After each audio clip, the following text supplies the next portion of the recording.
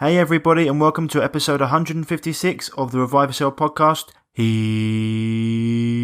we go. Are you sick and tired of being sick and tired? Have you got a health issue that just won't go away no matter what you try? Then welcome to the Revive Yourself podcast, where we reveal the secrets to long-lasting health by getting to the root cause of problems that no one else is talking about. So you can have more energy, clear skin, healthier hair, a leaner physique, more confidence, and most importantly, do the things you love and live the life you deserve. Here's your host, Ryan Martin.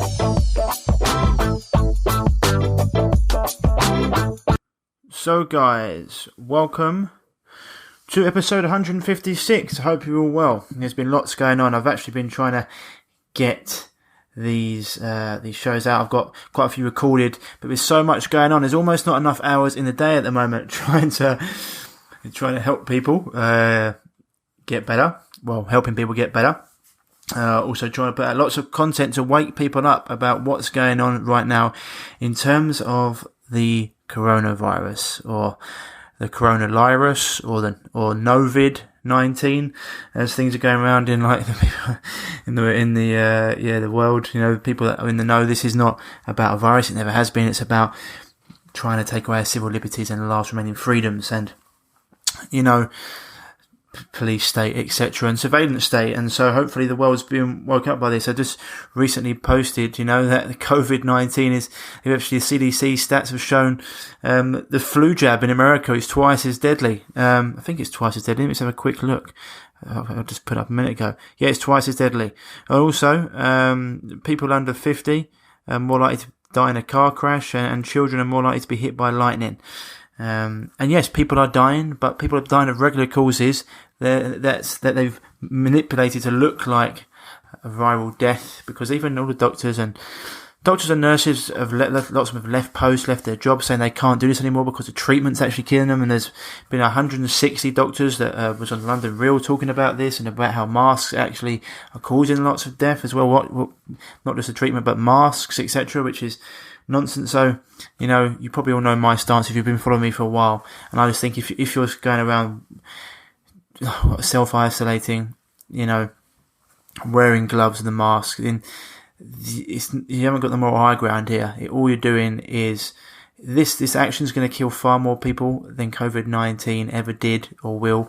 The death rate afterwards, the crash in the economy, it's going to be huge. And so we have to get back to living life as much as normal, because look, at the end of the day, you cannot hide from pathogens. It's like trying to hide from God. They're everywhere. They're in every single breath you take. They're on all of your body. It's just madness trying to hide from it. And you think wearing a mask, it's just going to stop. It's just laughable. Anyway, something we get into again on my next episode with Terry Tillard. It's going to be following this one. Today's show is with a lovely lady called Caroline Knight, and we'll be talking all about DMT and plant medicines. Before we get into that, guys, as always, if you're heading over to www.reviveyourself.co and you're looking for any quality supplements, we've got a shop there. Click on the shop tab and we've got great products from Evolution Organic, Ancient Purity, and from the Finchley Clinic. All things if you want greens drinks, we've got one of the best on the market bar none in terms of Living Fuel. And we've also got Living Fuel's new one, their microgreens, which is just packed full. Whereas the Living Fuel can be used as a meal replacement supplement if you want. If people like to have a little smoothie, something quick on the go. The microgreens, it's just the amount of super nutrients in it is just phenomenal. So give that a go. And going to be adding a few more things to the list as well. I've got a really good keto blend from Dr. McCullough, Keto Creamer, which I'm going to be trying myself. But yeah, probiotics, evolutional gains, you've got it there. Also, guys and girls, so I mentioned it's really sunny out. You're looking for a clean sun cream. We've got it from McCullough underneath the evolutional gains banner. And make sure if you're going to go out and be having drinks in the summer, make sure you're taking care of your gut and your liver. You've got milk thistle there for you. Fantastic. Clean out the liver or the liver support. these are one of the things if you're in the summertime mode and you start doing things like barbecues and maybe having a few drinks and getting around other people, because that's how you build your immunity, being around other people, and you're having a good time. Then just make sure you're putting the goodness in as well. And vitamin C, we've got that there. If you want the best liposomal vitamin C on the market, it comes from Scotland, not China. If you go down to atrium purity, it's underneath that bracket, as well as the vitamin D3, K2. But, I just want to champion getting out in the sun. Go and get out in the sun as much as possible. Fresh air. All these things are fantastic and they're great nutrients. It's like drinking liquid sunshine. But getting out in the fresh air and sunshine, nothing beats that. So make sure you're doing that. Whether it's cold showers, etc. Okay. Also, if you're heading over to I've actually got a fantastic interview coming up with Andy Manf, blueblocks.com. www.blueblocks.com, BLUBLOX.com, for the best blue blocking glasses on the market, bar none. He's got a new light bulbs coming out as well, which are going to be fantastic. So if you want to stop the blue light at night, he's got fantastic light bulbs coming out as well. And you put in the code REVIVE for 10% off. And also if you're heading over to essentialoilwizardry.com, you're going to get the best essential oils on the market, bar none, from my main man, Nick Berry, Dr. Nick Berry. Put in the code REVIVE there as well. Small letters, you get 10% off. And also, if you're looking for a water filtration system, give us a shout. We've got the best in the business from Aquitaire, which 1, 2, 3 or 4 bedroom house, plus hard or soft water. We've got the options for you there. You can give us a shout, but you can find that on the Revive Yourself shop too. I'll also be having some products from Memon. Just going to be getting my main man on to talk about them. That's a surprise show that's coming up, which is not so much of a surprise now.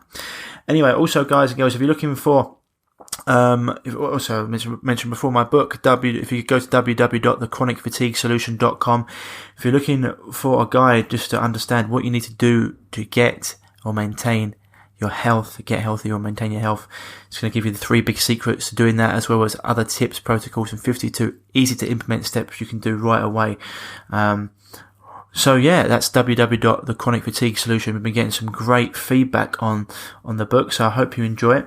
If you're not already, then head on over to Facebook and follow me at Ryan Martin or Revive Yourself. Same on Instagram.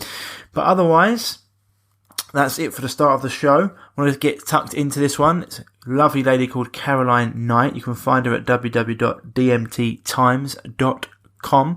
We're going to be talking all about plant medicines, ayahuasca, DMT, San Pedro, and it's a hell of a journey. It's going to be lighten the mood. And we're going to go in a little bit into what's been going on, but enjoy the show, guys and girls, and I'll see you on the other side.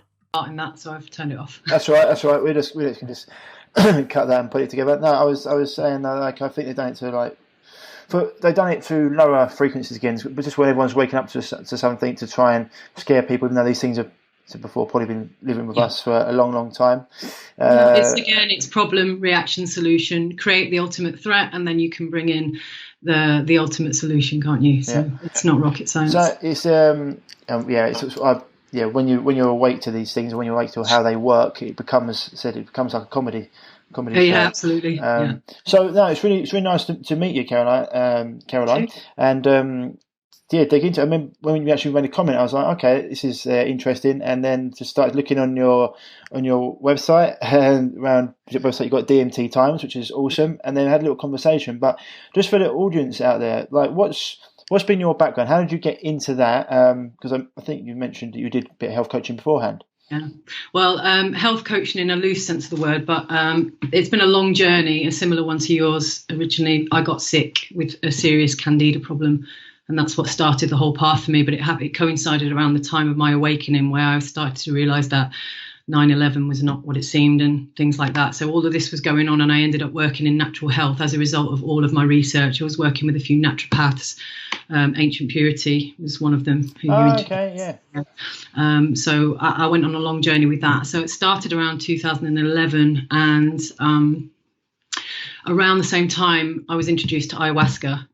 So all things were coming together and converging to make me wake up pretty quickly, to say the least. So I didn't realise at the time that I would be moving into the world of plant medicines as a kind of main event. But I was also working as an activist for health freedom. I was working for the National Health Federation, which is a non-profit organisation that started in America and I was hell bent on making sure people understood that natural health was the way, and that the pharmaceutical industry was actually not helping them at all, So I was going to Codex Alimentarius meetings with this organisation. We were arguing with the World Health Organization and the FDA about legislation and things like that. So I was full on into all of that and running workshops and raw foods and health.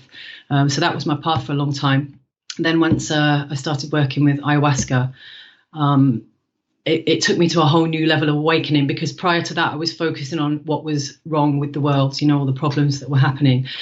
But I wasn't fully aware of how I needed to change and, where my own motivations were coming from, etc. So after a long road working with the plants, living in Peru, working on a retreat center there, just exploring the different plant medicines, ayahuasca, San Pedro, mushrooms has been a staple in my life anyway. I started to realize just how important these plants are for spiritual awakening as well as physical healing. So the path kind of led me into DMT Times eventually, which was a chance meeting where somebody connected John Rimmer and I, who's my partner in DMT Times. It was his idea originally. And we decided to create a platform that was more a kind of community hub for people that wanted to understand plant medicine use and, be able to relate to other people's experiences, but also get information from those who had experience in it. So through articles, resource library, from videos, things like that. And it's grown into something much bigger actually over the last couple of years, where we started to build a convention to teach people about entheogens, or plant medicines is another way of putting that. But unfortunately, this lovely situation has pulled the plug on that for the time being, and we're just waiting to see what's going to happen. So that's kind of where, in a nutshell, how it gets going now. It's interesting. I want to go into like what you said there about your awakening or being the change and your own motives. I think that's really interesting. There's so much I wanted to touch on this, because I think it's what seems to happen in the last 2 years, especially in the natural health world, the alternative health world, even though it shouldn't be alternative, but yeah, it's like plant medicines and mushrooms, etc. They sort of like had a reawakening, or people have flocked to them, and I think a lot of people are just using them it's almost like the next fad, rather than it's a trend. That's it. Yeah, rather than them being used in the way they should be. It's just what also like cracks me up when people in medicine or doctors laugh at natural. There's one doctor who's on Instagram. He looks horrendous. How he can give people, how he can give people health advice is beyond me. But he one of his hashtags is like Nutribollocks, and I'm just like, cool. You don't actually understand that your employers send people down to speak to shaman to see what plants will work in their medicines. They steal their ideas and give nothing in return, and then come back paid. And there you go. And so I just say to him, like, you're so far behind in the race, you actually think you're leading. It's really interesting. So, it's sort of on this journey. I've come across them, and I've used plants in different ways. In terms of, different plants, different actives in them help the body in different ways. But I've not personally had done ayahuasca or DMT or San Pedro, any of this. It's something that I'm quite open to. One of the things I'll be honest with you, I'm quite scared, just because the demons, etc. But we'll get into that. But what you said there was quite interesting. So before you were being an activist and you're doing that, but you said when you went into plant medicines, it sort of gave you an awakening of how you needed to change. What was because obviously you were doing great work and you were trying to get the message out to people. Well, what needed to change in yourself, and what was revealed to you? Well, these things are quite complex and personal to each person, depending on their background, their upbringing, all kinds of factors. But there were things running as a program in the background within me that I was a little bit unaware of. To be quite honest with you, I had a bit of a controlling nature at that time, completely oblivious to it. I didn't realize that, and it was ayahuasca that had to show me that side of my personality, how I need to control my environment, which is obviously a fear-based mechanism, isn't it? You don't feel in control, so you put in as many measures as you can. And I suppose even to some extent my activist work was affected by that, because although my main motivation was to help other people, so there was an altruistic aspect to it, there was another part of me that was quite angry and upset that the world was not the way I wanted it to be. So just as an example, I was finding things like that out through using plant medicines. I also realized that my compassion still had work to do, because, or a way to go, because we are still very, very conditioned, from a very young age. You don't realize just how much of an effect your indoctrination through school and, peers and just the legacy passed on from the previous generation, how much impact that's had on you. And even though you might have a spiritual inclination and awareness of what's really important, a good moral compass, for example, there are things, learned behaviors, that program running in the background that does take over at times. So ayahuasca was showing me aspects of my motivations and impulses and urges based on negative experiences, traumas I was holding on to, things like that were affecting my decisions and maybe making me choose paths that weren't really that great for me. Showing me how idealistic I was when I should be a bit more realistic, things like that. Okay. So how did it do that? Quite brutally at times, I'll be honest. Not always. Sometimes it can be incredibly gentle, but it really depends. Now, what I think happens is that the profoundly intelligent plant spirit, and when I say there's a plant spirit at work with you, there really is. And you know that when you've had them, otherwise it's just a concept. But when you've had them, you really do understand that there's a spirit that's more intelligent than you and knows you better than you know yourself. It also knows that your ego is a force of nature, and that your ego will try to resist the experience in any way it can, because it wants to remain in the driving seat. So it has to step around the back door and trick your ego. And it does this by using your environment to trigger your issues. So, for example, I was at a retreat in Italy, and I was still obviously struggling with a bit of a control issue that I wasn't aware of. And I remember at the start of the retreat, they asked me, what do you think you're here for? What do you think your issues are? And you give them 3 things that you think your issues are. Well, what I thought my issues are and what they actually were, as I found out at the end of just one night, was really a completely different thing. Yeah. So it basically made me hate my environment so much that I was convinced that the people that were running the ceremony were trying to torture us with horrific music and playing with us. And they weren't, but this was how the plant skewed my perception in order that I would see how I respond and react to that. And my way of handling that was thinking, fuck this, I'm off. I got up and left the room, and I took myself off into a room on my own. And then I found myself sat on a little wooden bed in the dark, in the cold, realizing that I was doing what I did since I was a child when I got told off and sent to my room.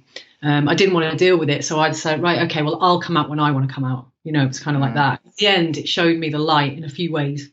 It made me realize that I had to follow this metaphorical light that I was seeing. And I went back into the room, faced what I was dealing with, and then everything transformed. And I realized that my issue was literally wanting to just walk away from anything that was too uncomfortable.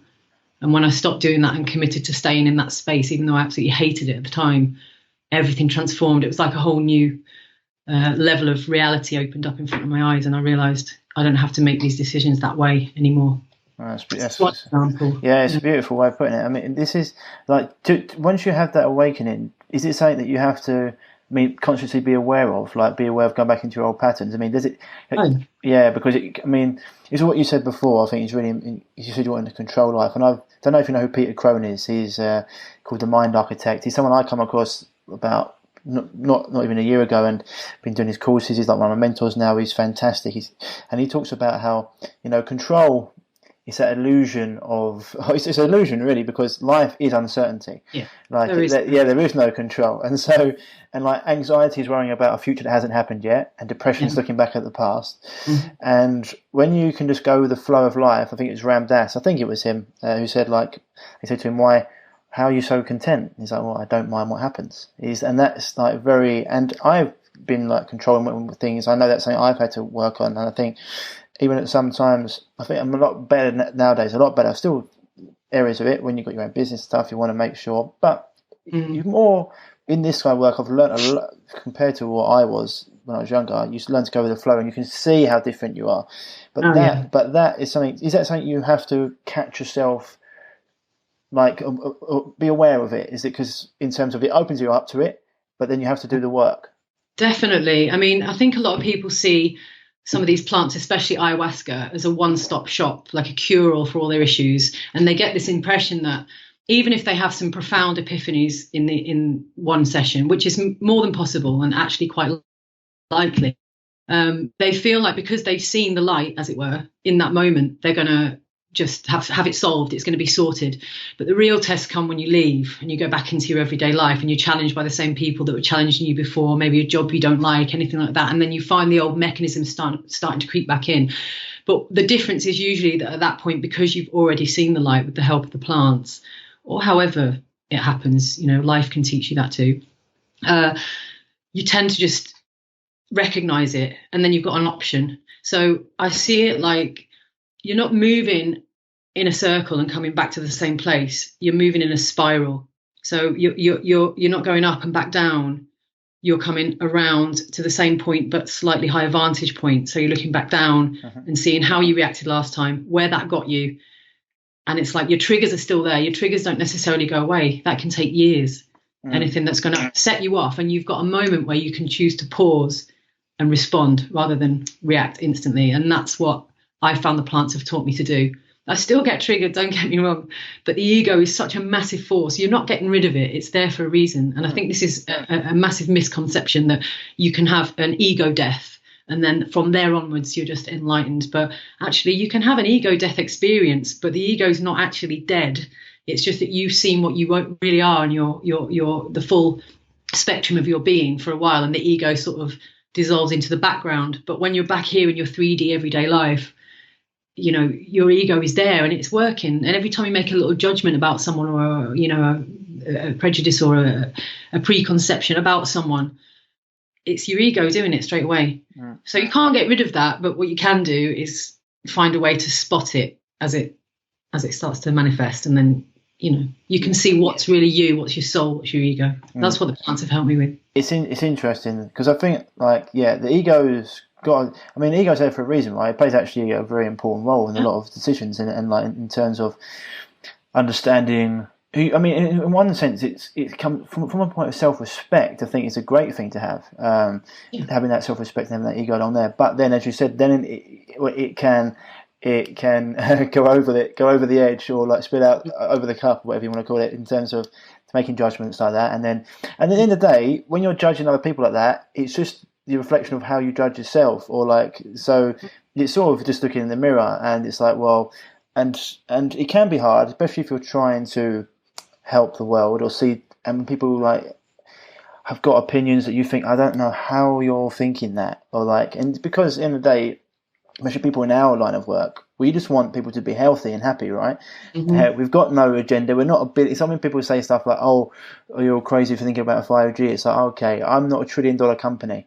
And I didn't pay for all the research, they did, and it's like, and I can be quite sarcastic like that as well, because it's just like, and that's just like me thinking, like, really, why would, what's my motive to make you healthy, and that's it. That's why go ahead. But, the funny thing is, and I experienced this as well when I worked as a health practitioner.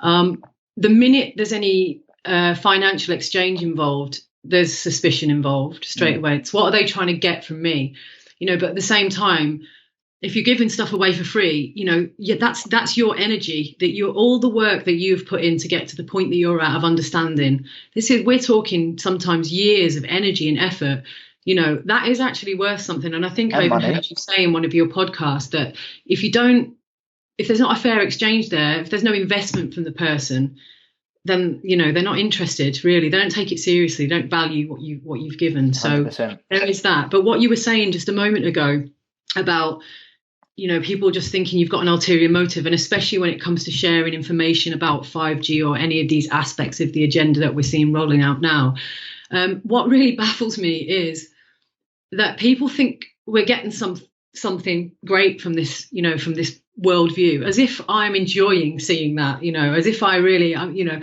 as if my main motivation is to scare the shit out of everyone.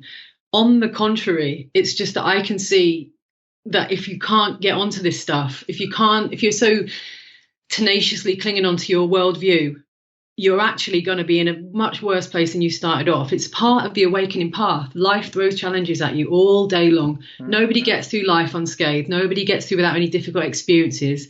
Whichever degree of experience you get is according to your awareness, and it just gets trickier sometimes. And now people like yourself and I, who can see different levels of reality happening here, our challenges are massive right now. They're absolutely massive because we're getting attacked from every angle here. I mean, I've been attacked so many times lately, I can't tell you. But you know what?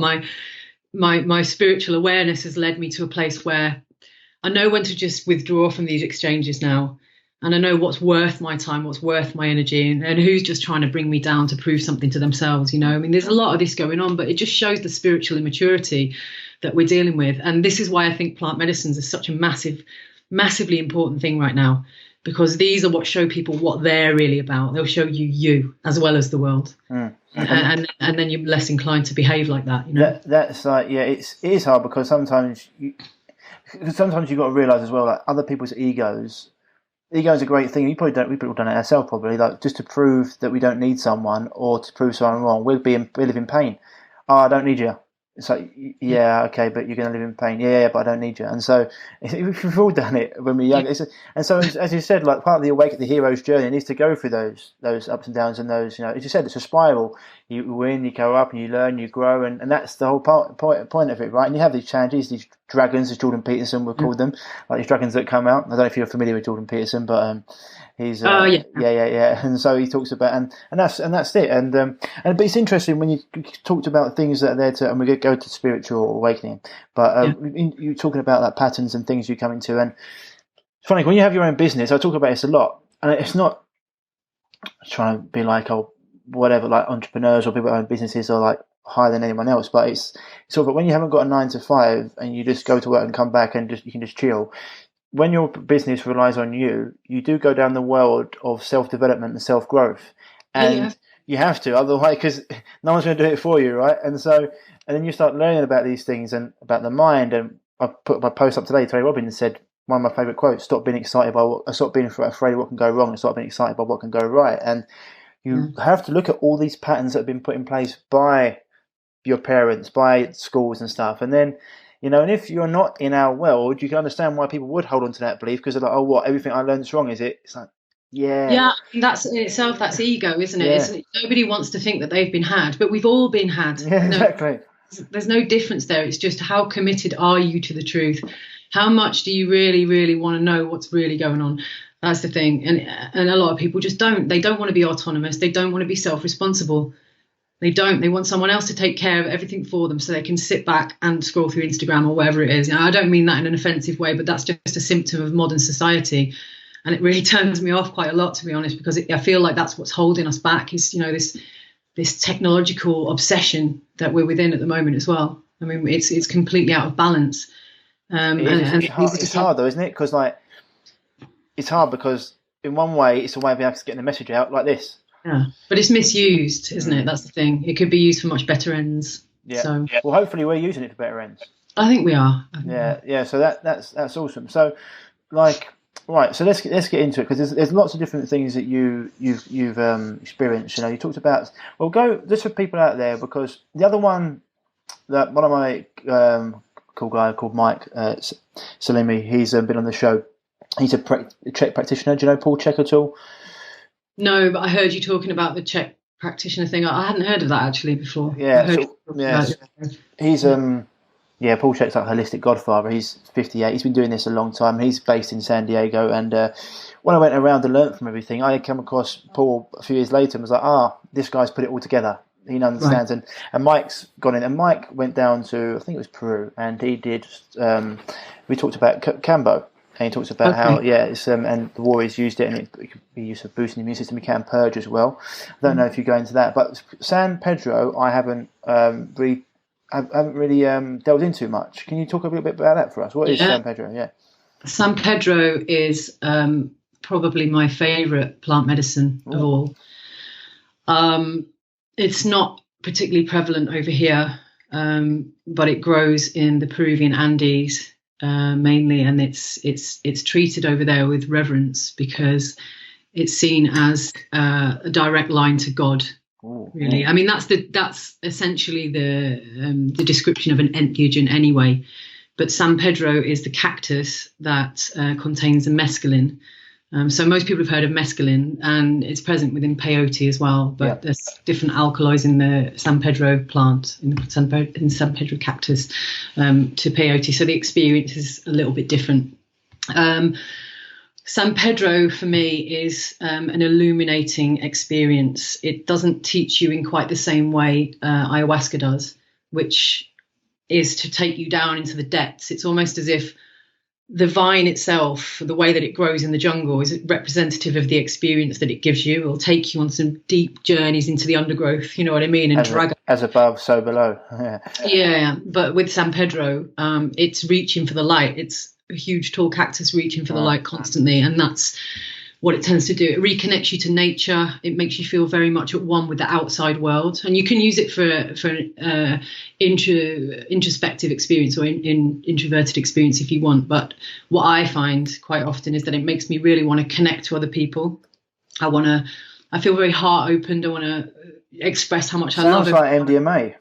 You know what? It's like a combination of MDMA and mushrooms in terms of the feeling that you get, I would say, because it is psychoactive in a similar way to mushrooms, although I don't find usually that the visual effects are quite as, what's the word? They're not quite as prominent as they are with the mushroom experience. Again, it depends how much you take and which cactus you've taken it from. But the visual side of it is beautiful. It really turns everything into silk. Everything seems to have a kind of silken quality where it's just moving gently, flowing. The colours are really vibrant and bright. You could sit with a tree for hours and just be completely content with that tree. Honestly, it's a really grounding experience into this reality. Well, I need to do some. I need to get my hands on some San Pedro. It sounds like. I love. It's never given me any real challenges. It just tends to make you aware of things without taking you through a cerebral process. Like you don't have to go through a mental thought process to figure out what's important, what's true. It's just the awareness just arises within you. Any purging at all? Anything like that? You can do. It's a really long experience compared to ayahuasca. Ayahuasca tends to last between 5 and 7 hours on average, but San Pedro is going to take you on anything between 11 and 15 hours. Really?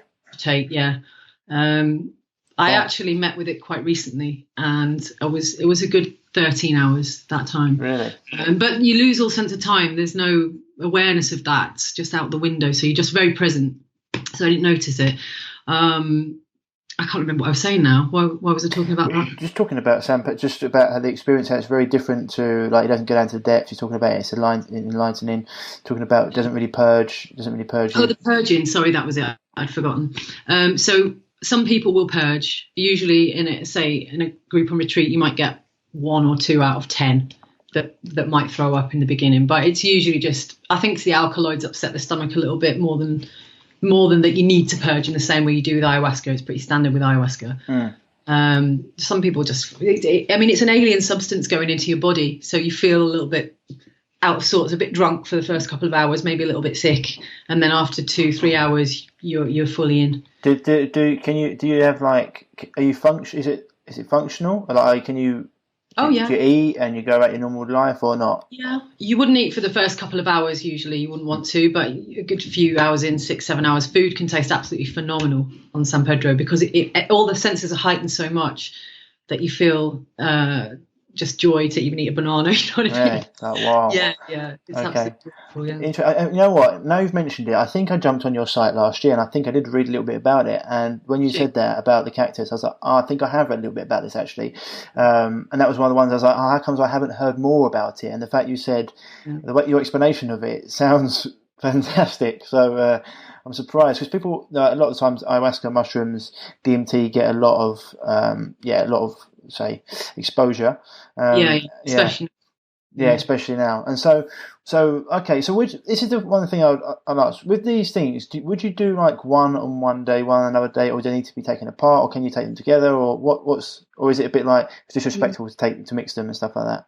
I mean, again, there's no exact science to this, and a lot of people have quite different ideas about how it should be done. There are people that will take San Pedro immediately after ayahuasca. I personally wouldn't recommend doing that.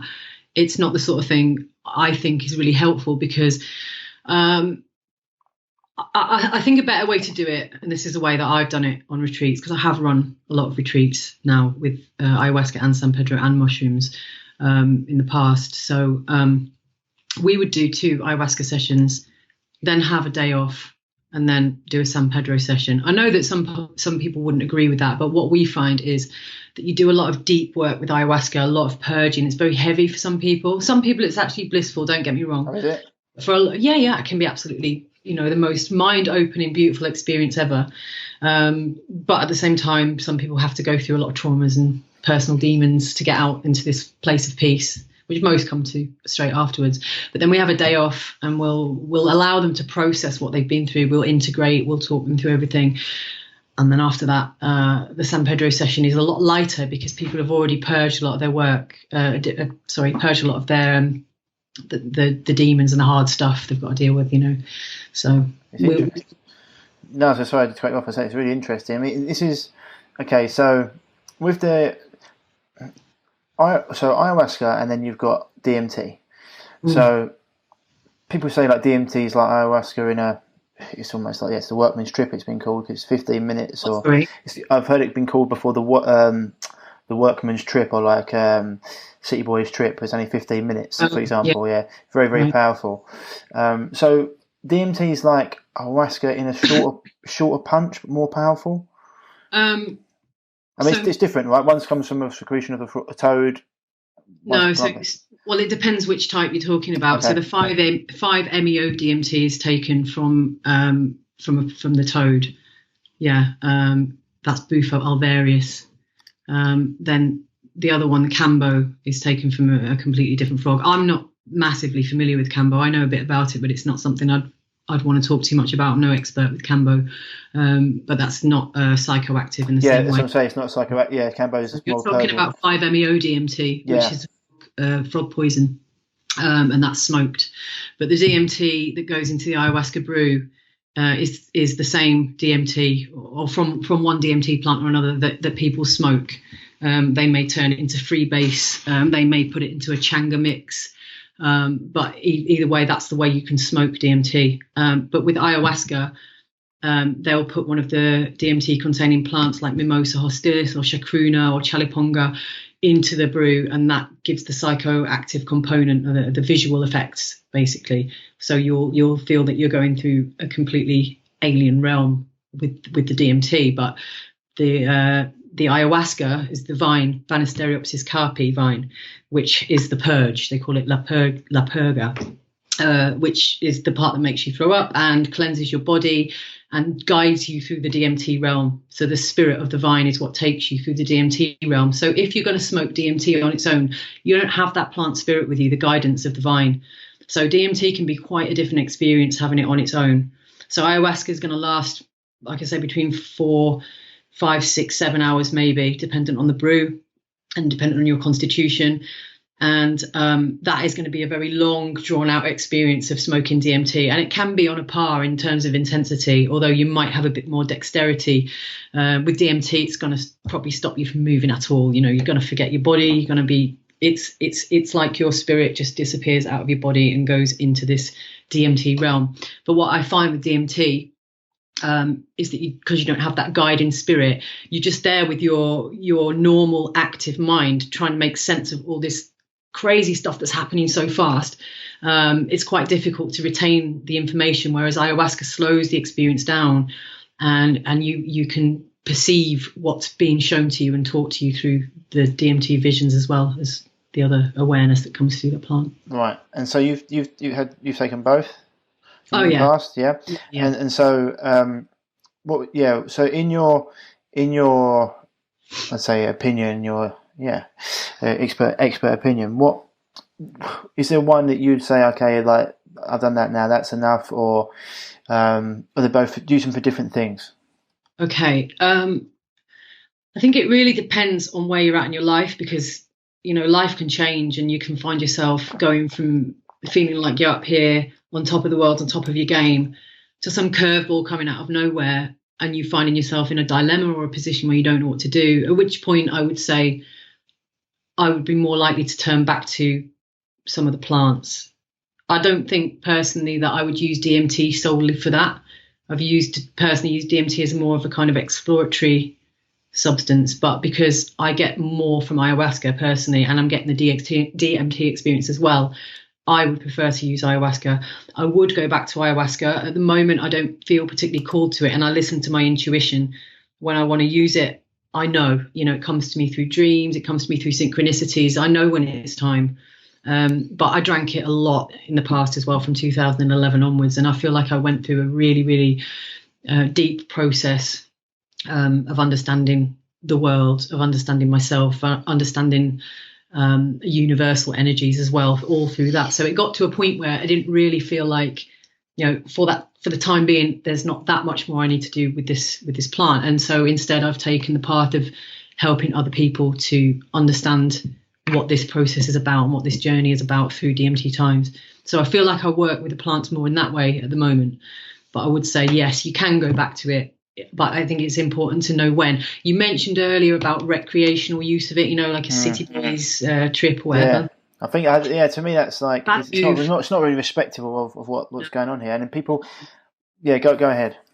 People get their asses kicked using these things recreationally. Now, what I think happens sometimes is when people start working with plants for reasons that are less than honourable or, not really integral reasons, the plants are very, very clever. And when they realise that somebody's not going to take the lessons that they're giving, and believe me, I've seen this a lot as a host, I have, and I've seen it from being around the community in general in Peru, there are a lot of people that develop a massive ego from working with the plants, which is quite surprising. You'd think, well, how does that happen? Because it's kind of like the opposite of where people think they're going and want to go with it quite often.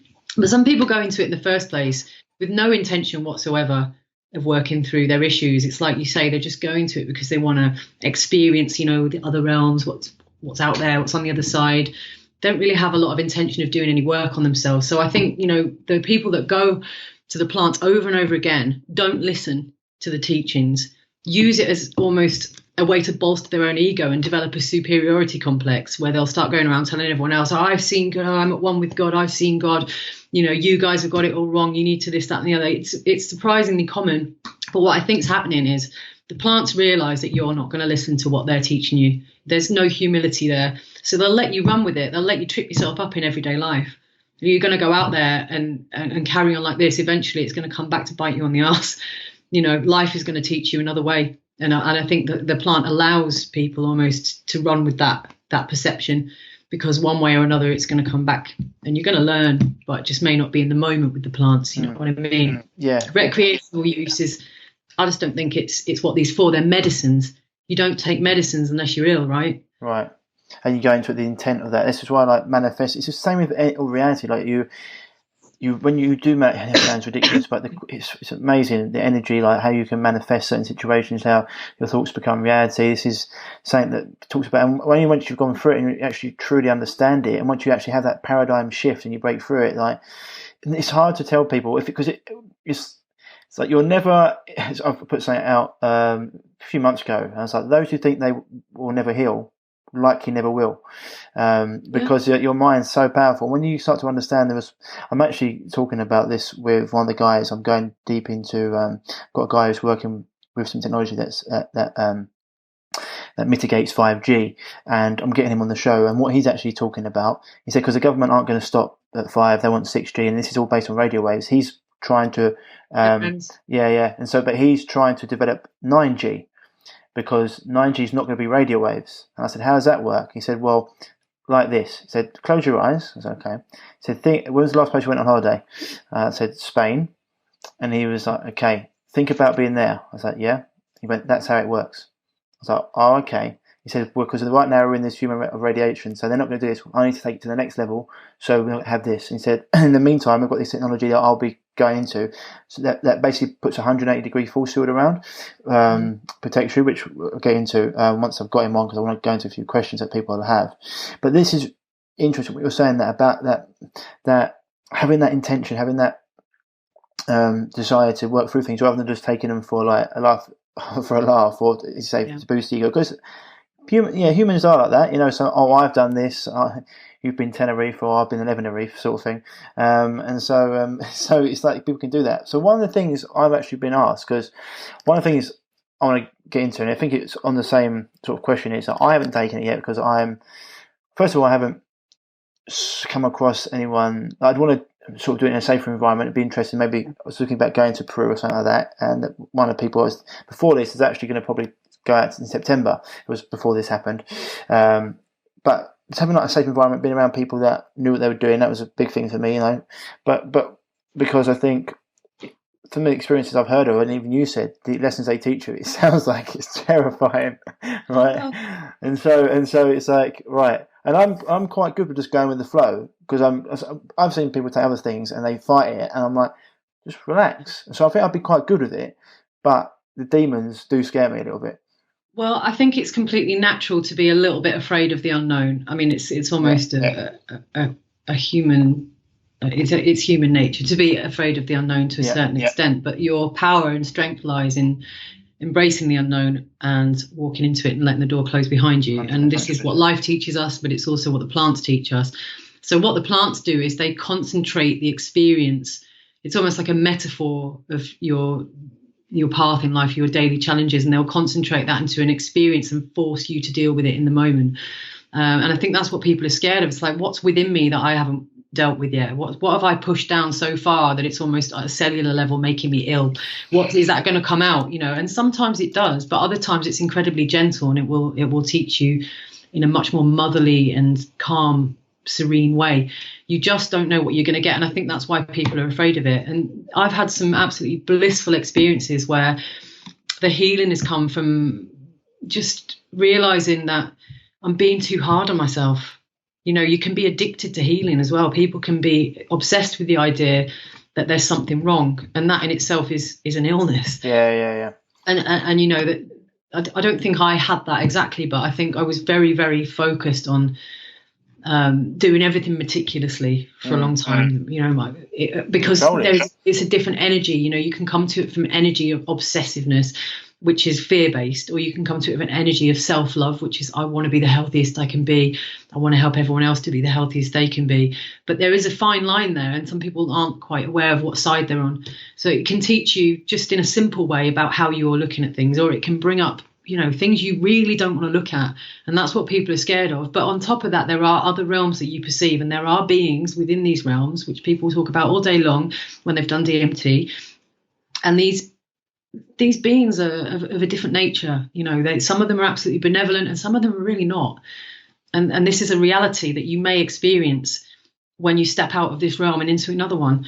And that's how it is. But what you find is that when you understand your own strength, the strength of your soul, which cannot be destroyed or cannot be altered, when that prevails, which it inevitably does for most people, you find that you're actually so powerful and so strong that your everyday life challenges don't really mean that much anymore. You breeze through things a lot more easily, you know. Yeah, I think so that's why it's worth doing it. But it's not always going to be easy. Life doesn't teach you through contentment. It teaches you through strife and challenge.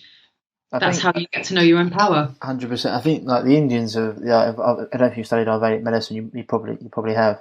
Sorry, that again. I said I don't know if you've studied Ayurvedic medicine. You probably have a little bit. I know a bit about it. I wouldn't say I've studied it in depth. So they sort of have like a sort of not a parable, but like something they say in terms of like if you've got a thorn stuck in you, you almost need a thorn of equal measure to get that thorn out, and then you throw both away. Yeah. So as you're saying there, like it's one of those things you need to go into to realize it. And I think when you are much more calm with life, everything it's talk about resisting reality. When you resist reality, not only a thing is not how you want it to be, now you're stressed, and it's like, well, that was good, and so it's pointless. That's the key word.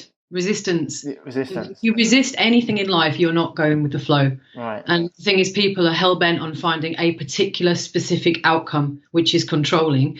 There's no way that you can guarantee any outcome to any situation. So there's really no point in worrying about where anything is going to go. At the end of the day, you can have a goal and a direction.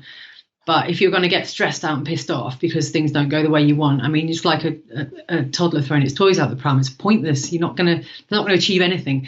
And resistance in a plant medicine experience is brutal. It's absolutely horrific, but it's your own ego causing you the pain. Have you like, because it's like the pain teacher. The pain teacher will keep, as you said, life will keep on presenting you circumstances and people to teach you lessons, right? And so the plants will. And have you, for a couple of things, you mentioned you were like trying to be meticulous. Well, that's like controlling, isn't it? It's like, I've got to control how I do things. And when you're just like, sometimes you'll be out with a health coach, you'll have a drink and someone go, oh, you should be drinking that. It's like, I'm cool, I'm healthy. Like, the drink's not going to bother me. It's all right. I wouldn't like, I shouldn't be having that. Distilled water the next day, no problem. So exactly. And that's where you got to come at it from that. Obviously, when someone's really going through things, they've got to do things to get themselves back where they need to be. But once you're at that level of health, I always talk about every tribe even the Blue Zone shows like men have 2 drinks a day, women have 1, live for centuries. It's not about, once you are happy in yourself and you understand these things, it's a different game. And that's why I say it's as much an art as it is a science. But when you said that about people holding on to it, have you seen people hold on to stuff, really have a challenge, and then midway through let go and things be a lot better? Oh yeah, absolutely. Many times it's quite common actually, especially when you first start out using plants. Even now I still can get a little bit nervous about using certain plants anyway. I think that never really fully goes away, and so when you first start out, it's inevitable that people are going to be a little bit, they're just not aware of what the process is going to feel like and what their ego is going to do. They don't know in what ways they're going to start trying to resist it, and then they end up in this really uncomfortable place sometimes. Not always straight away. Sometimes this comes later because the plants are not daft enough to hit you with the full whammy straight away either. They'll ease you in gently a lot of the time. I find that. But then so people sometimes get a sort of false sense of security where they think, oh, this is easy and fun, and next time it's going to be the same, and then no, it's not. They find that they get shown, just how much resistance they have. It's just a process. It's not certainly not going to kill you. And I've seen things that terrified me, and I mean, I was completely out of my comfort zone, and I was in bits actually for one ceremony, one of my early ones, and I thought, I'm not getting through this. I've gone mad. I've literally gone mad, and I'm never coming back. And that's not a comfortable place to be, But actually, I realised when I found the way out of that with the guidance of the plants that I could see quite clearly that was just my own fears manifesting in terms of visions, and it was a way to show me the power of my own mind, just how I can run rings around myself all day long if I want. Actually, it's a choice. It's a choice. We can. I did a video on this the other day, like medication through self-distraction, and how a lot of these things have come up for people now because they can't run away from them, go to the pub, or they can't run away and go to friends or whatever. So they're having to deal with lots of issues. I said to them that the lockdown hasn't created these issues; it's just revealed them. And one of the things you've got, it's like the same with the plants. They haven't created them; they're just revealing them. And I think Peter Crone talks about as well. Going to because you could get great stuff, and he says, "I don't solve problems; I dissolve them." It's like you haven't got problems. You've got circumstances, and I'm not saying things aren't challenging, but though the way you react to those circumstances is like how much the problem affects you. It's all a matter of perception, for sure. And I want to talk about your perception. So you said you've gone mad, and you see beings and beings and things from different realms. What sort of things have you seen, and what sort of things do people generally see them? And do you come face to face with them? Or are they? I mean, explain if you can. That I've seen various different kinds of beings. Now, I wouldn't want to put anyone off using the plants or smoking DMT if they feel drawn to that for positive reasons. But I do think that it's important to be realistic about what you might perceive in that realm. Now, the jury is out on whether these things are even a figment of your imagination or they're real. My take on it is that they're definitely real. But there's a lot of people out there that say these are just archetypes generated from the collective subconscious, or these are your own creations based on a kind of projection of some aspect of yourself that you need to deal with. I mean, you hear a lot of different things, but I think from my personal experience that these beings are quite legitimate, and they are energies that reside in a different frequency. It's not that they're over there and we're here. It's like tuning into a radio station. There's not really a location frequency. It's just you tune in or you tune out. So when you're in that state, you're perceiving through the pineal gland, the mind is open, and you're out there in this other frequency with these beings. There is a way of communicating, and they will want to communicate with people a lot of the time. That particular night under ayahuasca, I was seeing beings that can only be described as demonic. They were very, very scary. I don't know how much detail you really want me to go into here, but they were coming at me over and over again, and it was very hard for me to look at them. They were absolutely terrifying. The feeling of doom that came with them was something else. Now, I don't know whether the plants allowed me to see these beings in order for me to realize that even them I could face. You know what I mean? Right. Or whether they were a figment of my imagination, perhaps generated by the plant in order to get me to see my own strength. I don't know. It's sort of the same thing, but whether they're real or not is the question there. Mm-hmm. In a DMT experience, one time, this was with Changa, I'd had consistently beautiful, blissful experiences with the medicine or with the substance, until this one night when it was quite apparent from the moment I breathed out the smoke that this energy in the room with me was not something I wanted to deal with, and it morphed the plants in the room into these kind of monsters that were spitting black blades at me, and the music was a beautiful song. It was all twisted, and I could hear the instruments had been warped and turned into something really demonic sounding. I mean, you can get all these kind of things. People have a range of experiences, and I was absolutely beside myself with panic. But I found my way out of that with the help of another entity, which was like an owl being, like a male god archetype, but half bird, half man. Now, this being came and kind of took me energetically away from that situation and moved me out of it. Now, this was something at the time I just went with. I mean, you don't have a choice in the DMT realm. But when I came out of the other side of this, I was absolutely astounded to see a few months later that someone had created a digital representation of that experience. So it wasn't just me that was having these owl beings or whatever it was, like this deity archetype coming connect to me, blowing cold air on my chest at the time. And in the picture that someone had created, this owl man was blowing air on the person's chest, and there was geometry in the background. It was quite clearly from a trip, and I thought, oh, this is saying something here. It made me really think, I couldn't have made that up. I knew nothing about these kind of creatures. It's some great on Instagram. There's a couple of accounts like the Law of One. There's Parable Visions, and a few of them. That their art's fantastic, and it's obviously they've been down those realms. And Paul Chek talked about an experience before he's 58, and he had like a child last year, his second child. Third child. It might have been second. Anyway, he's got 3 now. Whatever it is. Yeah, he's busy, but he had a bit of space between the 2 and 3, but he was talking about how he was sitting there, and him and his wife, he got her they did a lot of drawing, and she was drawing something, and he was like, what's that? And she's like, I don't know, it's just come to me in a vision. Okay. I don't want to get this story wrong. And he did so, and then later on that year, he did some mushrooms or something like that. No, I can't remember what it was. I don't want to get this wrong. Anyway, it was like you can have it in the comments later. As you said, yeah. I think it was a podcast he did with the guys at Mind Pump.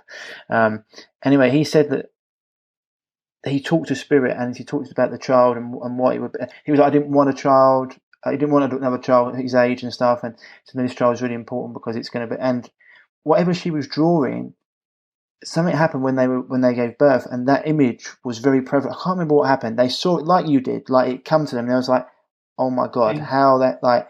And there was no way of him understanding that. And so, as you said, it's very. To me, I've had too many people talk about this for it to be a coincidence or for it to be. It's not. Yeah, exactly. These are synchronicities, and at the end of the day, the way I see it, there's no. I don't want to get too deep into it, but I don't feel that linear time is real, and I've had personal experiences that have highlighted that to me. But that's a whole new level of getting into quantum mechanics. But I do feel like you can tap into future experiences and past experiences quite easily. Whatever he's tapping into there, you know, some of these things, they seem like premonitions or whatever. It's hard to say exactly where that energy is coming from, but I don't think it's actually that unusual. Yeah, really. It was like the image. I can't remember what someone sent him something. Anyway, whatever someone sent him, or whatever the image was, it was exactly what she had drawn. And she was like, "What? I can't remember." Yeah, it was something. Oh, it might have even been.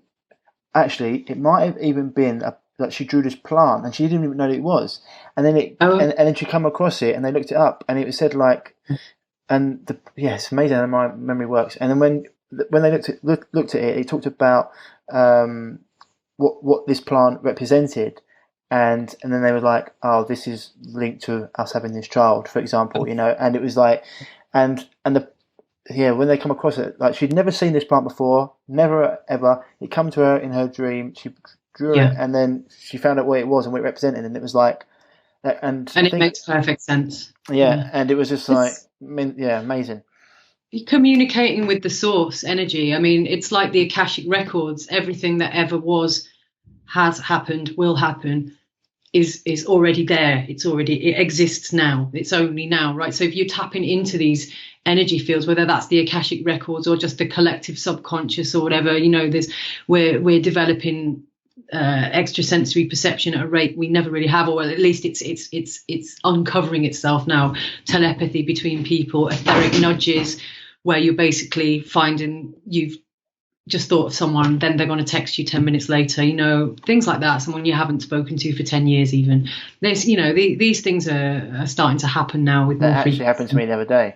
Yeah, I thought about someone, they gave me a call from New Zealand, and I was like, I haven't spoken to you in 10 years. And I was like, it's when you talk, I want to get into that quantum because it's interesting. What that telepathy that my guy was talking about, who's going to be on the show, talking about 5G, talking about it, and with the UFOs and it's the entities that you talked about, the beings. Now, people like David Icke have talked about this for years, about how different tribes have talked about these beings and what they've been called, and how they might have even been living here. And obviously, he got called a nutter for years. The Anunnaki. The Anunnaki.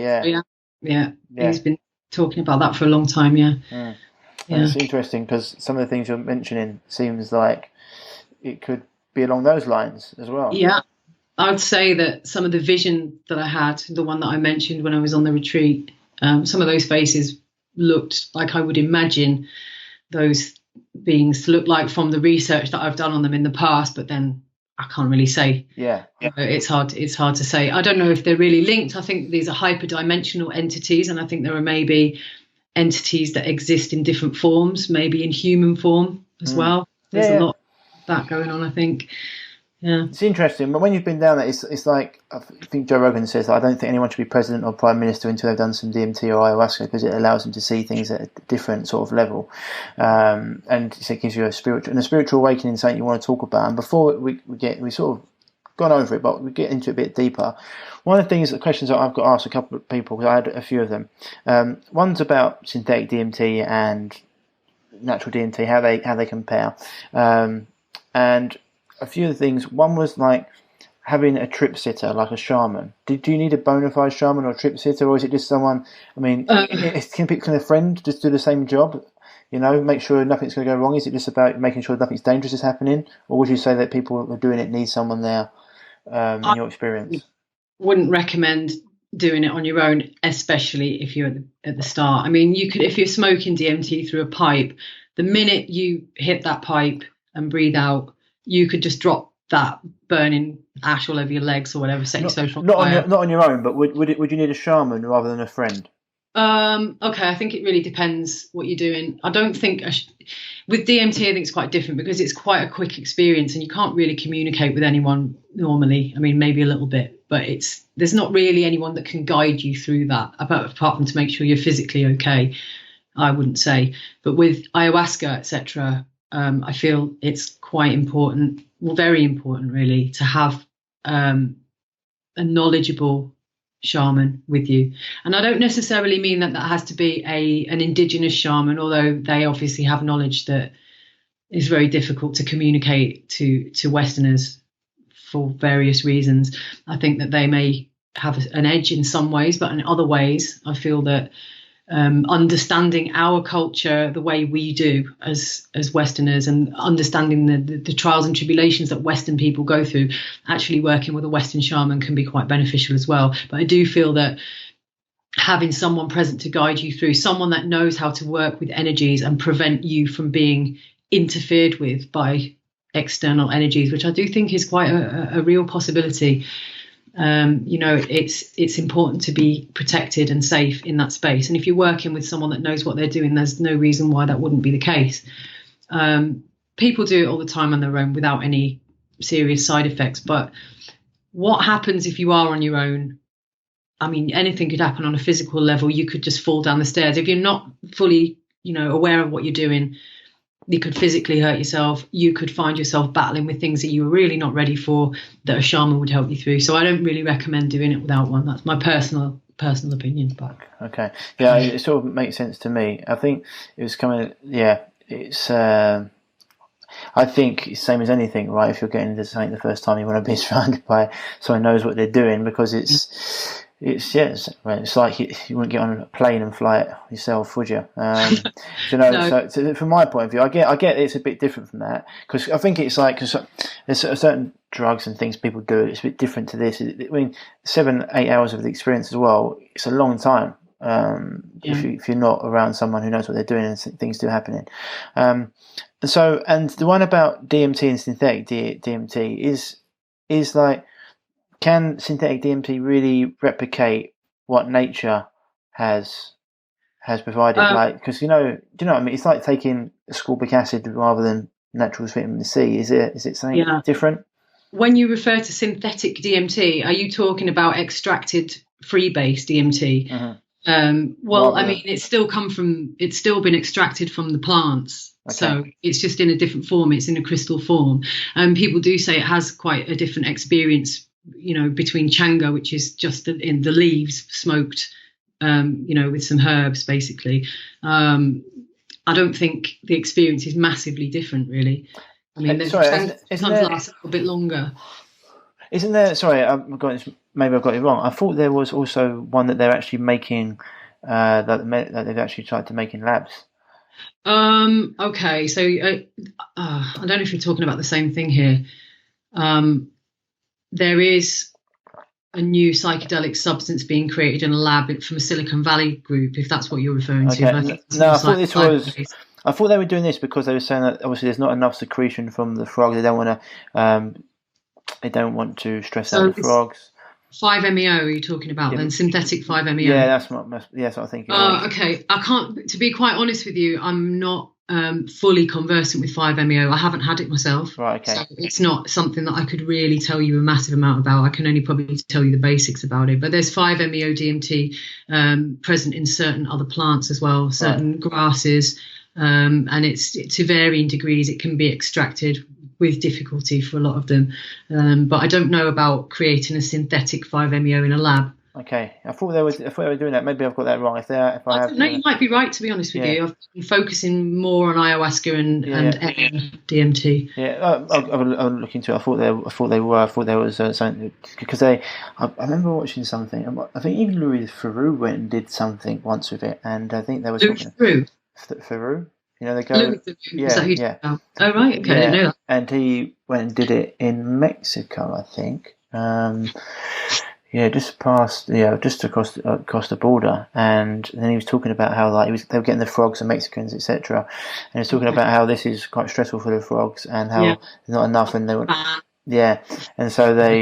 and so they were talking about a synthetic version. But I'll get into, well, maybe I'll have to do some more research on that and just to make sure that was correct. But it sounds plausible and highly likely, actually, but I don't know enough about it to comment, really. Yeah, it's just one of those things that, as one of my friends asked, actually, he said, like, is it possible to actually replicate nature if it's something truly ancient and magical? And I'm sort of that same realm. It's never going to be as pure, but I mean, you can It's the same as, it's almost like when the medical industry give you drugs rather than the actual plants.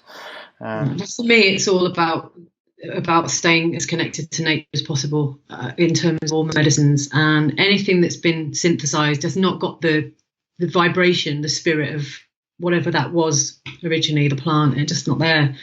So it's the same with, for me, I wouldn't take any chemical psychedelics over plants. I really wouldn't, because the plants to me have the spirit. They talk to you.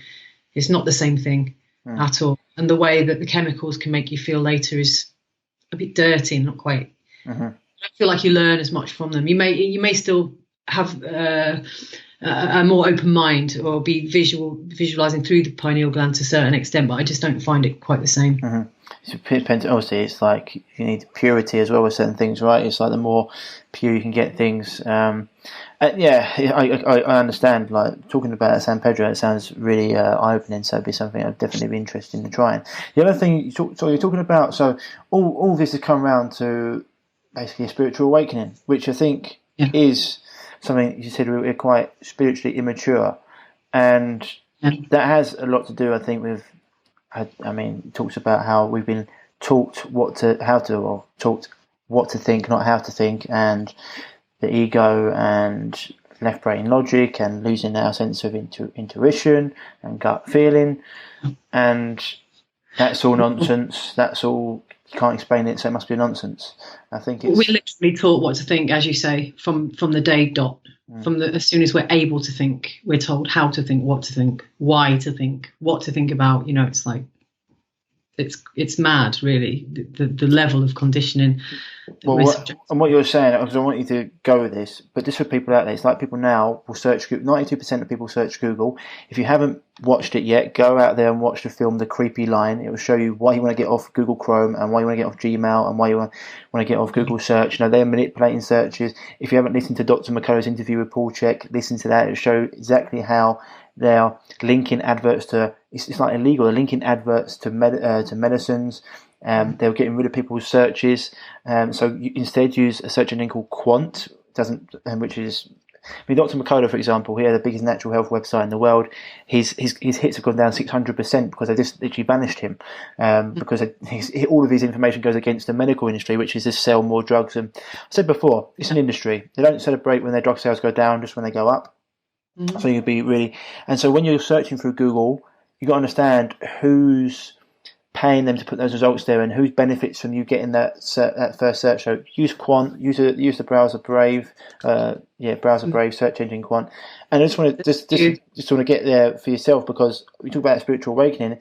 People say, "Oh, that's all nonsense," because I looked it up on. It's like, as you said before, someone put a great quote out. I think it was meditation for when Google doesn't have the answers, or something like that. And I think it's similar for the plants. That you're going to experience these, and because people are so in their left brain and think this is all such woo-woo nonsense, if people do get into this, it could be quite an awakening, and it's almost like changing someone's whole reality of the world. And that's why there's so much of a resistance, because as Mark Twain said, it's a lot easier to fool someone than to convince them they've been fooled. And so I just want you to go with that in the spiritual awakening. I do feel that we've been, as you said in the beginning, really, really discouraged from connecting with our intuition. So straight off the bat, we become very head-centric and cerebral. We're not, the parts of our being are not aligned, and it takes a massive effort to overcome the effects of what is essentially mind control. And it is mind control from every possible angle. I feel sometimes like we're all living in the Truman Show. That's the extent of the lies that we've been subject to, and it takes a real brave spirit to start digging into these things in the first place. And then, like you say, you come up against all kinds of obstacles in terms of misinformation, disinformation, subversions of your attention.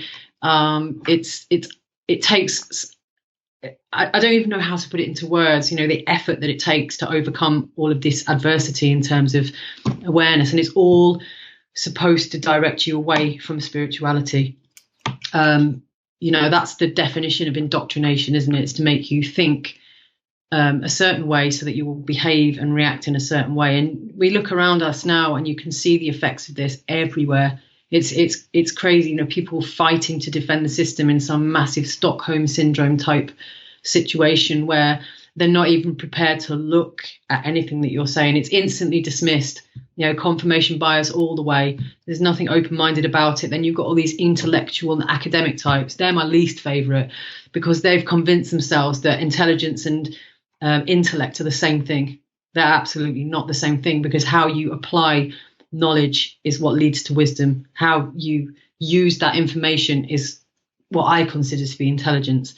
Now, these people are just churning out scientific facts all day long, which will be the first things you see in Google, the doctored results sent to you by algorithms designed to give you a biased perspective all day long. And these people, because their egos are so huge, because they've got this academic intelligence, are going around taking people apart who are presenting anything that's in any way spiritual. They don't have the capacity. They're not connected at all to their spiritual selves. They're cut off from there.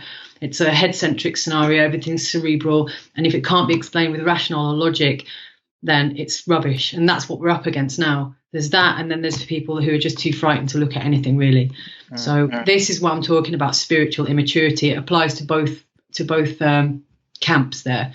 If you can distill it down to those basic elements, I think that's what spiritual immaturity is. We're not prepared to seek truth because the truth might be too scary and uncomfortable.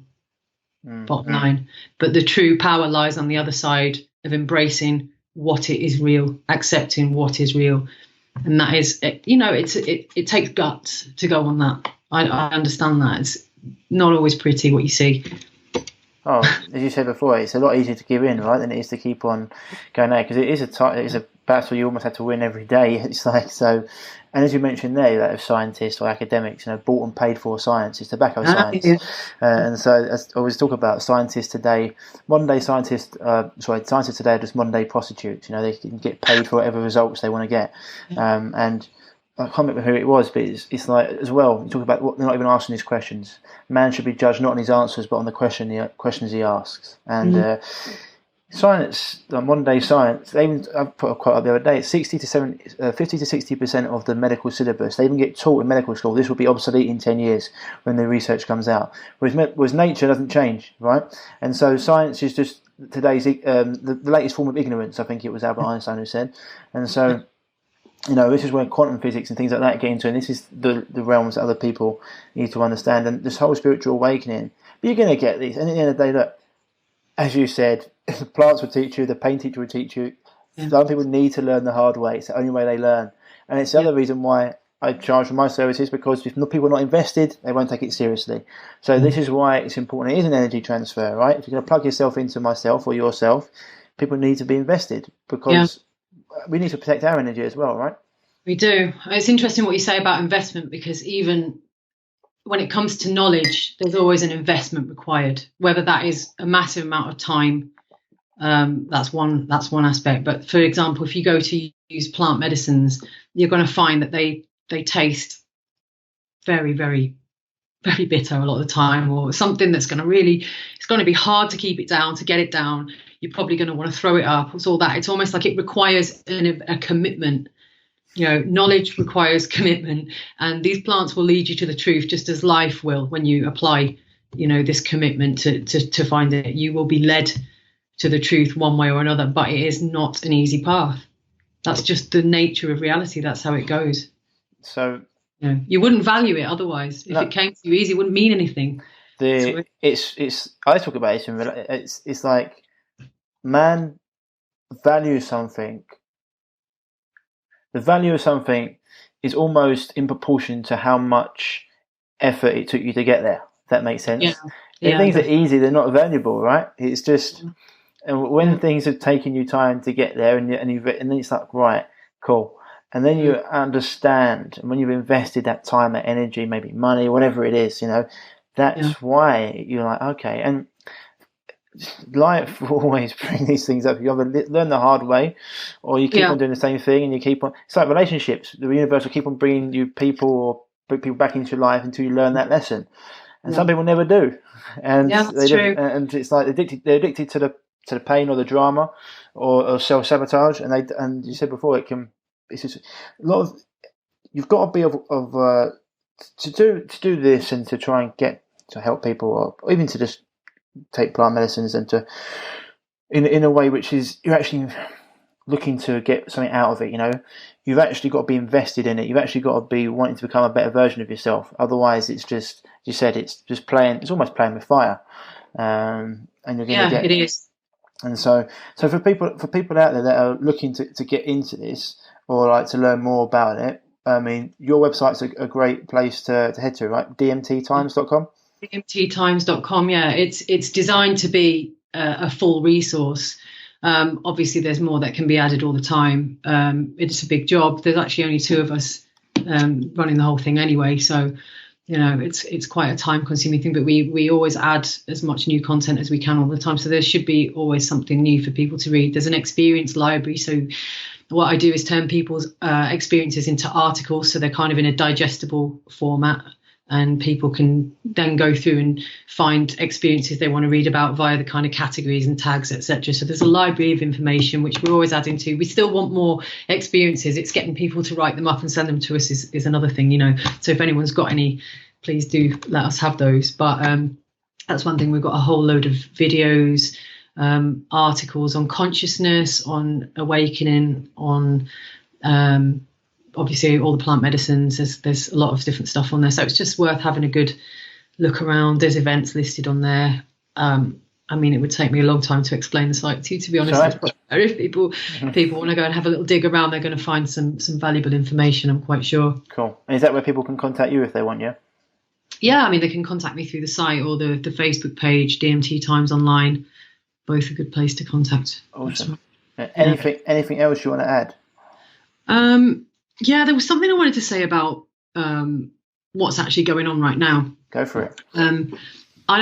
This is my more an intuitive perspective than anything, so I'm not going to try and back this up with any scientific articles, which is not really my style anyway. But I feel like something's happening here with the Earth's frequency. Now, we know about the Schumann resonance rising, and I think that's something that's been documented. It's not something I check on regularly, but it's something. What is that for people that don't know? The Schumann resonance is basically like the heartbeat of the Earth. It's the frequency that the Earth vibrates at, which I think started off something like 7 hertz, but now it's up to apparently something like 76.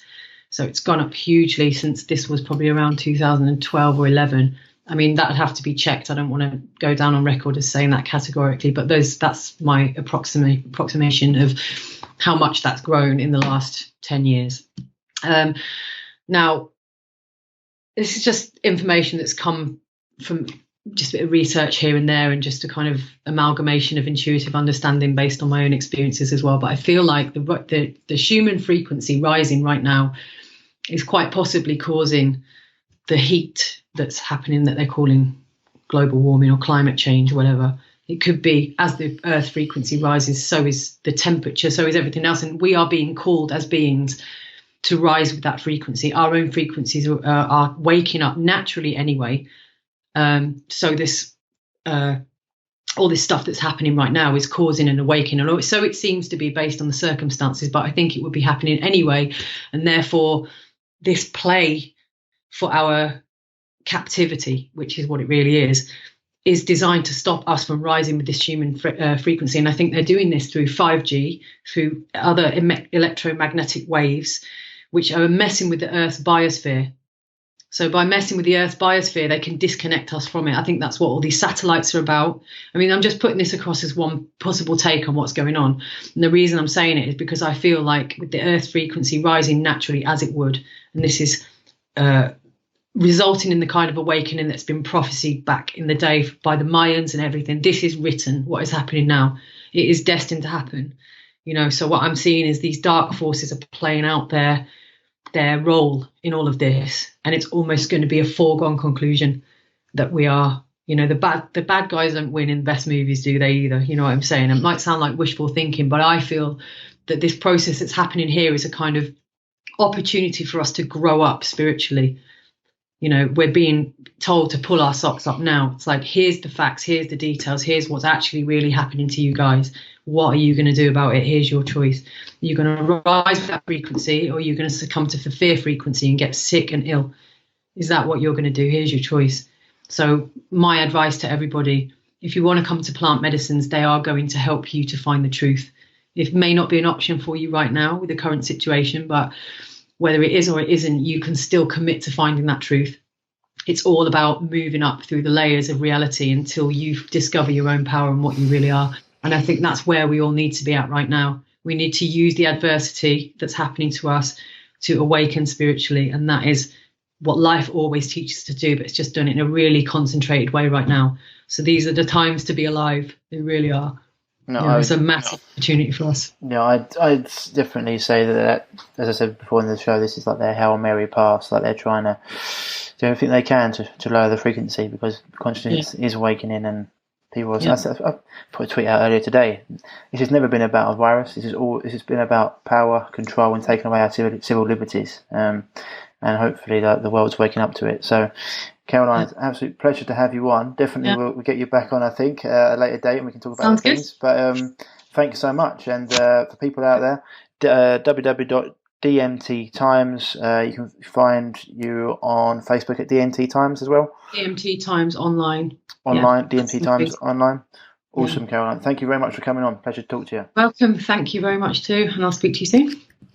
Well, guys and girls, that was Caroline Knight, www.dmttimes.com. I'm sure you got quite a lot from that. And it's eye-opening. These plant medicines are not to be taken lightly. They're obviously used for healing and shouldn't just be used in a recreational way, unless, you're prepared to take the consequences that come with that. Recently had quite an interesting journey on some mushrooms, which is very hard to explain. What actually goes on there? It's really, really interesting. It's something that I would. Well, it's up to you, right? In terms of doing these things, they can be very, very healing and very, very. Yeah, it can be very, very calming. It can be a great experience for the body in terms of, and the mind, just to let go and to understanding that there's more out there than what we just see in front of us and all the nonsense that's going on. Anyway, so if you want to find Caroline, you know where to find her, www.dmttimes.com. Otherwise, guys and girls, as always, say if you can, head on over to, if you're looking for any health supplements and you can help us out, because it just helps us float the show, www.reviveyourself.co, got our shop there. All the supplements you could want. I'll be adding more stuff to the market as well, more to our shop, because always finding great stuff. My favourite one at the moment, I didn't mention before the show, I always love the royal jelly. I'm really into try and get some raw honey for you out there, but butter oil. It's fantastic. Hopefully that might be added to the shop by the time this comes out, from Green Pastures. It's fantastic for healing the gut and just full of concentrated nutrients that you just can't get in many other places. Green Pastures are top end when it comes to butter oils or oils, cod liver oils, best on the market really. Not many people can compete with them. And dragon fruit powder, it's just been a whirlwind. Everyone who's had it is loved it, loved the taste, loved the feeling they got from it, and that's underneath the Ancient Purity banner. And yeah, guys and girls, if you're looking for help, if you've been struggling with a chronic issue and you haven't been able to overcome it, no matter what you've done, you've been to see all the doctors, consultants, specialists, and they've gone nowhere, and you're just taking more and more medication and you're living in pain, then please do reach out and give me an email at ryan@reviveyourself.co. That's ryan@reviveyourself.co. I'll get back to you as soon as possible. Or follow me on Facebook at just Ryan Martin, or Revive Yourself, and it's the same on Instagram. I think it's Ryan__Martin_ on Insta, and it's Revive_Yourself on Instagram. Put out lots of content there, free content. Got a podcast. I put out so many articles, etc. And even through all this, I want you to just be aware. Don't take it in. Don't take this negative energy on board. But but standing up to this together, going out there and living life on your terms, not being baffled by the bullshit that's going on and the manipulated statistics and the fear. Turning off the news, going out and getting fresh air, exercising intentionally, hot and cold therapy, cold showers, eating good food, spending time around with friends, getting out there, grounding, walking on the soil, getting out amongst pathogens, building your immune system. That's going to be the way through this, and not conforming to the absolute nonsense, and spread this message far and wide, people. This has never been about a virus. It's always been about taking away our freedoms, civil liberties. And the more stats that come out there to show this, it's actually, you can't hide from the fact now that all the stats show this is no more deadly, and the flu, from the stats going, and the average age of people dying from COVID-19 is like 80 plus, and the average age of life expectancy is 77, and you don't lock down the world's economy for that. And at the moment they're printing money, so it's like a band-aid over it. People don't know what's coming. It's like being on anaesthetic while they take out your liver, your spleen, your gallbladder, and when the anaesthetic wears off, all of a sudden you've got organs missing. So we need to get everyone back to living life back on our terms. Otherwise, guys and girls, that's it for this week. I'm going to have another blockbuster with Terry Tillard coming up shortly. But yeah, as always, stay happy, stay healthy, and I'll speak to you soon. Bye-bye. If you're struggling with gut issues, such as gas, bloating, constipation, diarrhea, indigestion, heartburn, and want to finally be able to eat the foods you love without the crippling after effects, then don't forget to head over to reviveyourself.co and pick up your free copy of The Healing Health Paradigm today.